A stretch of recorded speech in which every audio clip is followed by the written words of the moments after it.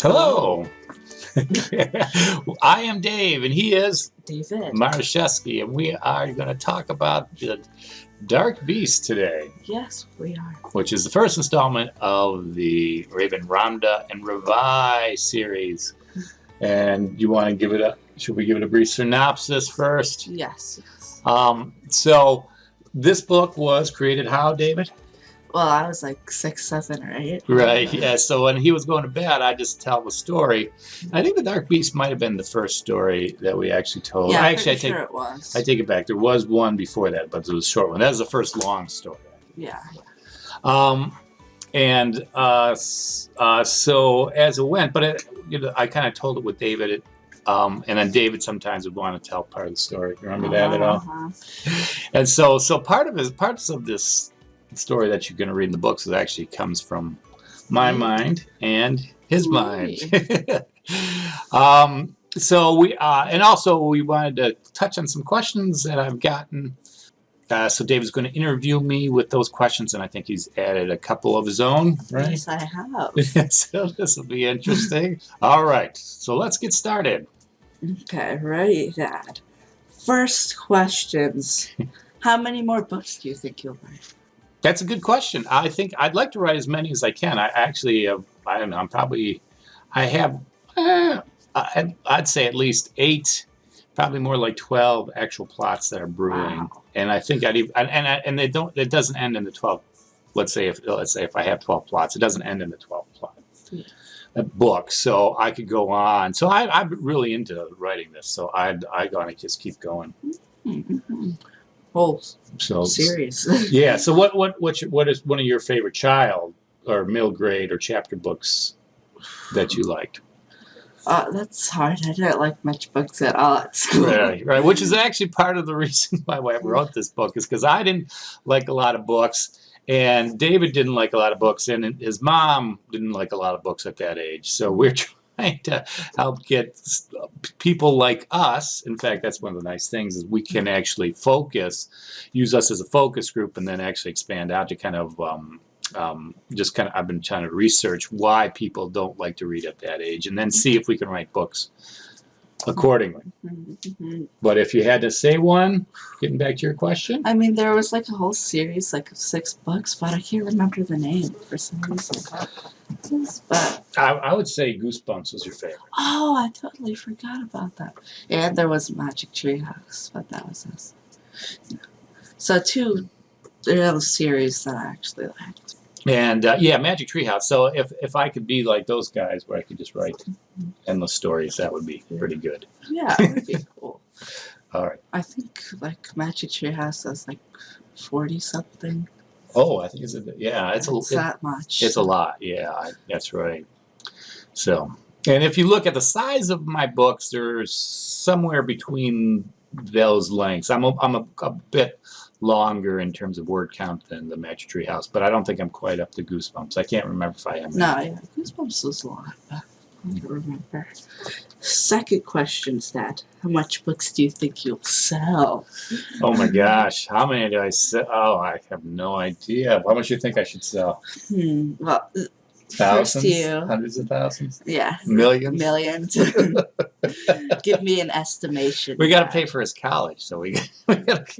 I don't know. I think the first book, I'd like to sell 5,000. That's pretty good. Yeah, if I can make that, that'd be pretty good. Because then I could keep going. I haven't even, to be honest, they're slow in getting the count back to you, so I don't even know how many I've sold so far. So it's hard for me to project.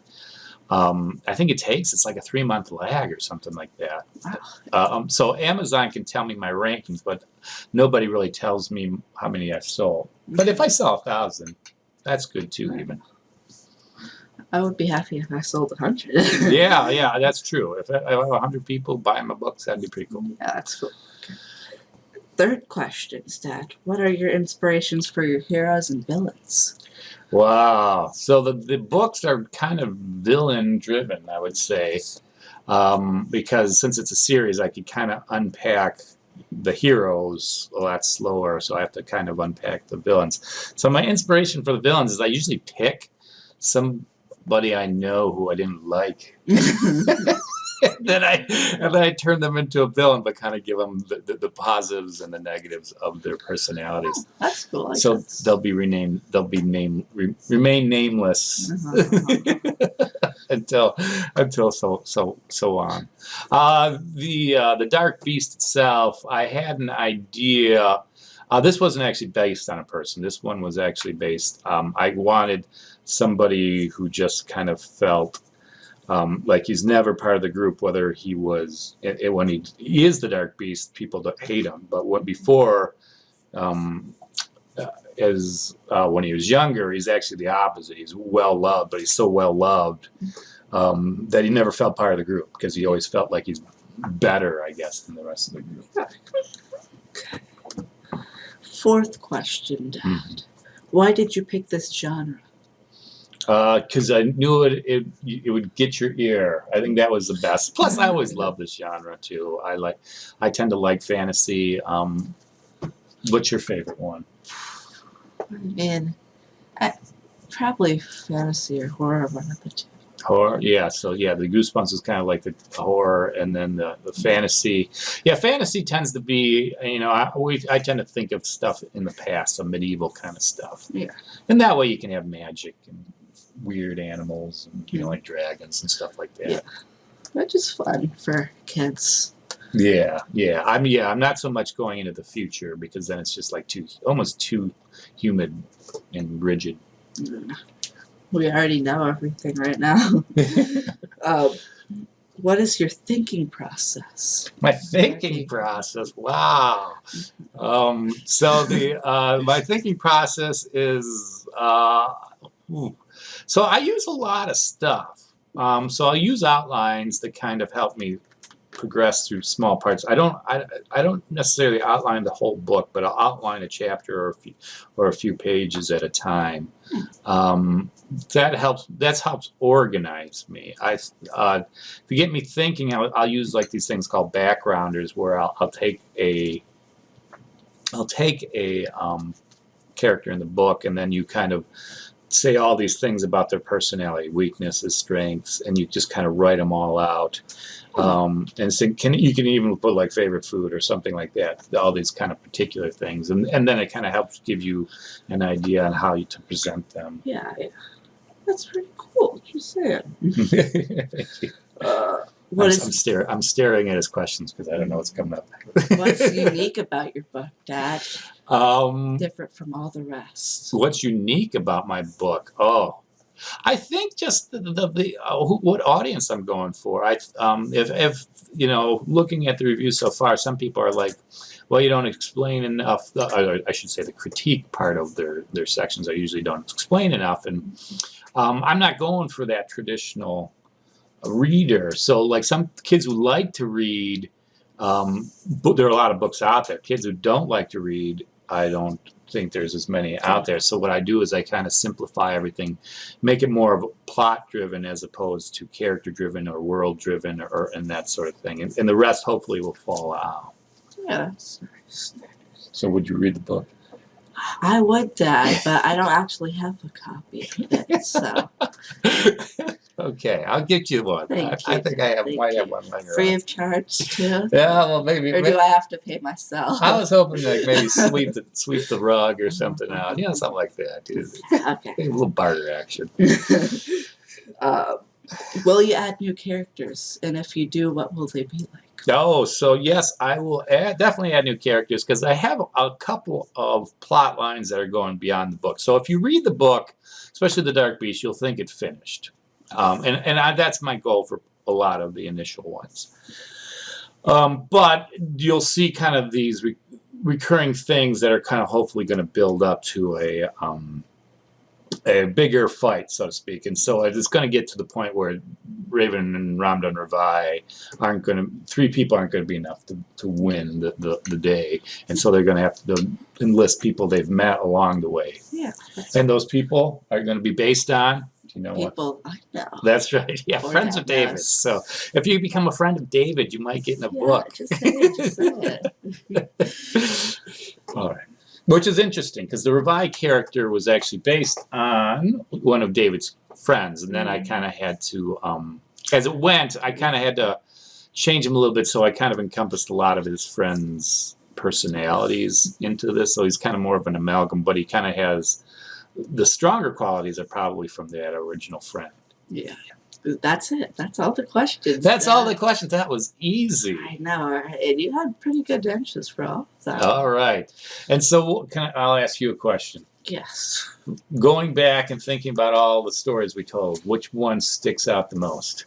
I mean, it's so long ago, but I remember two main ones. I remember the Dark Beef, but I also remember the Malkith one, which isn't out yet, but that's... Which is actually the second book. So, okay, that's pretty good. The two ones he remembers the most we're putting out.